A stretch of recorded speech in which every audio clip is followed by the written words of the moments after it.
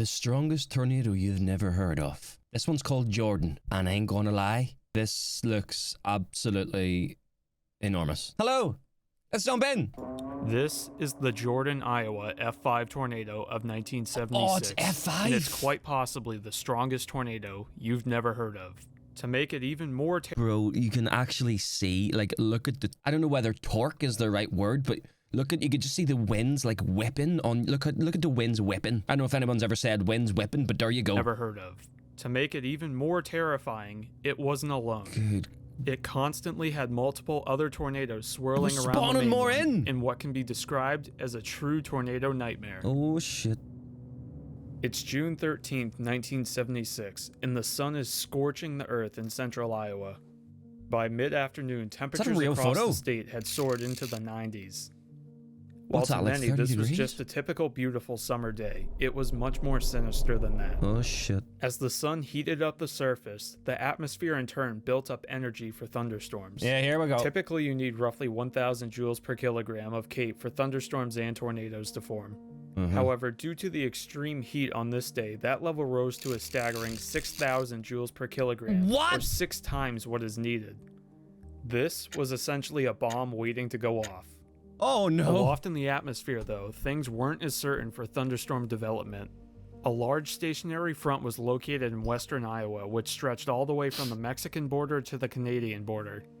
Along with the front, a weak surface low was situated over northern Kansas. Isn't that just a little bit insane? Like something stretching from Canada to fucking Mexico? Which slowly drifted northeast.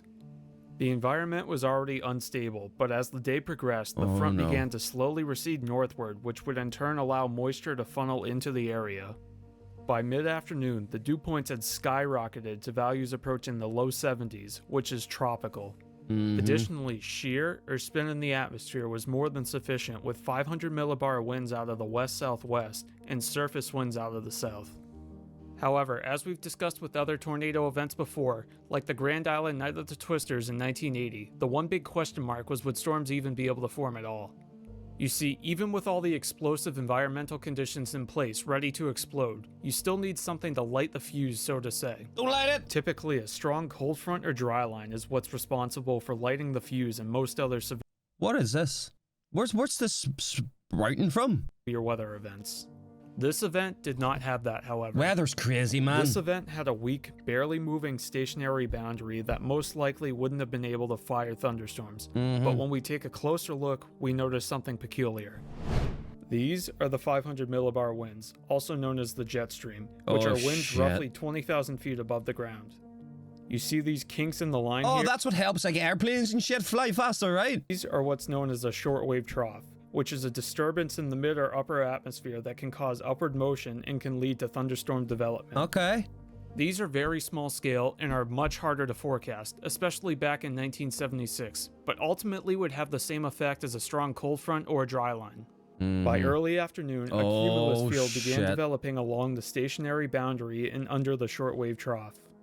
And by 2 p.m., the shortwave trough began to kick into gear, which would finally light the fuse to the volatile environment. Storms would rapidly develop and track northeast. Oh no. Multiple thunderstorms developed at the same time, but the one of interest was the lead one. Less than an hour after storms initially formed, the lead cell tightened up and produced its first tornado near the town of Perry, Iowa. The tornado tracked northeast for about 6 miles before turning north and then northwest. It would eventually dissolve to the south of the town of Ogden, after remaining on the ground for roughly 9.9 miles. After this, the parent supercell continued moving northeast as it was in the process of recycling. In just 9 minutes after the first tornado roped out, the storm put down tornado number 2. The tornado touched down just to the southwest of the town of Luther and moved towards town. Luckily though for residents, it missed town just to the northwest as it continued to build strength. The tornado continued to rapidly expand and strengthen as it tracked northeast. If it were to have stayed on this track, it would have kept the tornado out of any towns, but just like tornado number 1 did about halfway through its life, tornado number 2 began to turn to the north as it headed straight for the small hamlet of Jordan. At the time, Jordan, Iowa housed roughly 60 people and only consisted of a few dozen buildings. As the tornado began to approach town, Charles Barthold of WHO-TV, who was in the path, began to record. Charles! At the beginning of the video, when the tornado was roughly 5 miles to his south, it appeared as a stout but relatively narrow bowl. However, as it grew closer, the tornado rapidly grew in size and strength and very quickly became a wedge. Oh. This is where things get a little bit weird, though. You see, everything I've told you from the beginning to now is agreed upon by experts. However, from this point forward, there seem to be two different theories about the way the event may have unfolded. So first, we'll discuss Dr. Ted Fujita's theory from 1977. As tornado number 2 is approaching Jordan, another tornado forms to the west. Or the F scale. This one moves due south, which is the complete opposite direction that tornado number 2 is moving. The two tornadoes continue to move in complete opposite directions as one another as Jordan begins to get impacted by tornado number 2.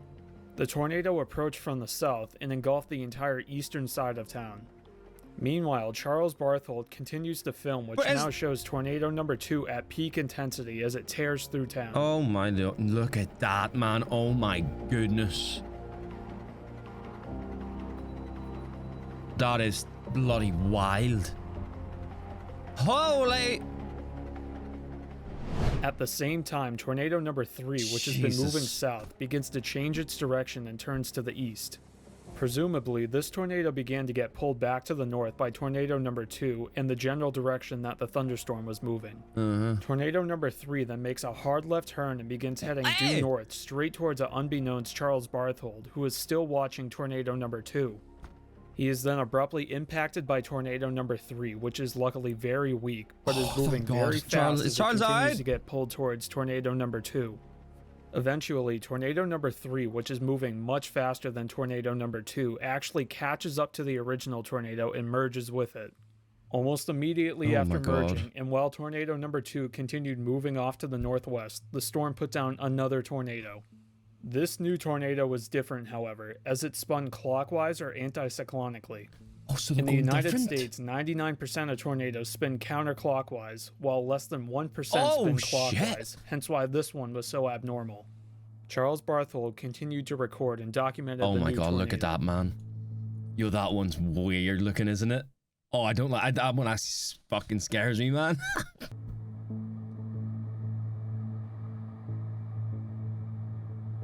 What was that? Looks like a fucking UFO.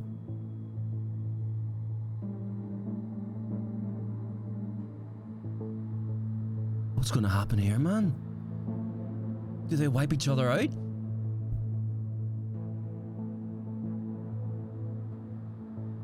Oh god. It's like Godzilla vs. King Kong. Oh, it's getting stronger, isn't it? The new tornado touched down to the southeast of the still ongoing tornado number 2 and also moved northwest. Both tornadoes continued moving in this direction how far has that thing been going? Miles before something very unusual happened. They both came to a near stop and then made a hard right-hand turn and began moving southeast. Yo, they whipped the handbrake Fujita theorized that this abrupt turn was due to the tornadoes encountering outflow from a different thunderstorm which was to the northwest. Okay. Both tornadoes continued moving on a southeast course sounds like for it a makes few more sense. miles before they once again began to change course, this time turning back to the northeast. Shortly after, though, tornado number 4 dissipates while tornado number 2 carries on. Tornado number 2 continues on this northeast course for another 6 miles or so before dissipating just southwest of Story City. Charles Barthold spectacularly also managed to document the tornadoes. Look at that. Oh my goodness. That's insane. Spectacularly also managed to document the tornadoes as they were roping out. God damn. Yeah, they're quite cool looking. Those skinny ones are quite cool looking, man. I can't lie, but like, it's the big thick ones that scare me, bro. That sounds extremely wrong, but you know what I mean.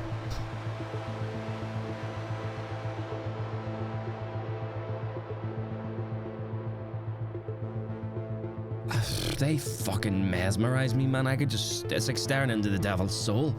You don't want to look, but you do at the same time. The second theory comes from a paper written by John M. Brown and Kevin R. Knupp in 1980 and goes as follows. They first theorized that as tornado number 2 was heading towards Jordan, tornado number 3 began to form in a different spot. Rather than forming to the west of tornado number 2, they theorized that it formed to the southeast. It then moved northeast in unison with tornado number 2. However, in this theory, it did not get pulled towards tornado number 2 and instead stayed about the same distance away from it for its entire life. Another difference with this theory is that this was the only satellite tornado rather than there being 2. Both tornadoes continued moving northeast, then turned north, and then northwest before coming to the near stop.